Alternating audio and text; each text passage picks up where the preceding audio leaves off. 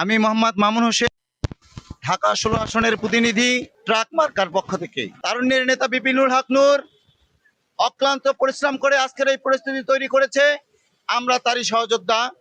আশা করি ঢাকা 16 আসনে যদি ট্রাক মার্কা জয়যুক্ত হয়, তাহলে ঢাকা 16 আসনকে বাংলাদেশের একটি স্বনামধন্য উপজেলা হিসেবে নির্বাচিত করব এবং ঢাকা 16 আসনে মাদক মুক্ত, দখলদার মুক্ত এলাকা হিসাবে নিশ্চিত করব।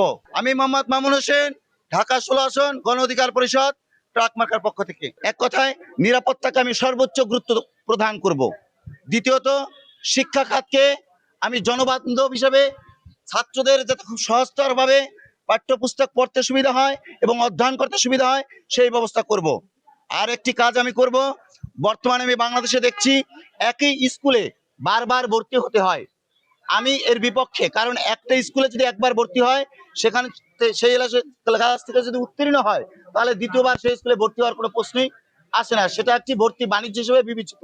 আমি এই আইনকে, আমি যদি সমগ্র বাংলাদেশ থেকে নাও পারি, আমার ঢাকা 16 আসনে এই আইন বাস্তবায়ন করবো ইনশাআল্লাহ।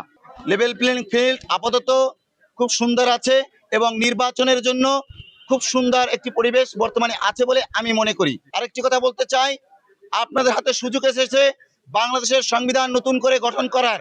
অতএব সেটা যদি করতে চান, তাহলে অবশ্যই হাতে ভোট দিবেন। আপনারা কেন্দ্রে যাবেন, প্রতিবার একটা ভোট দেন, এবার কিন্তু দুইটা ভোট দিবেন।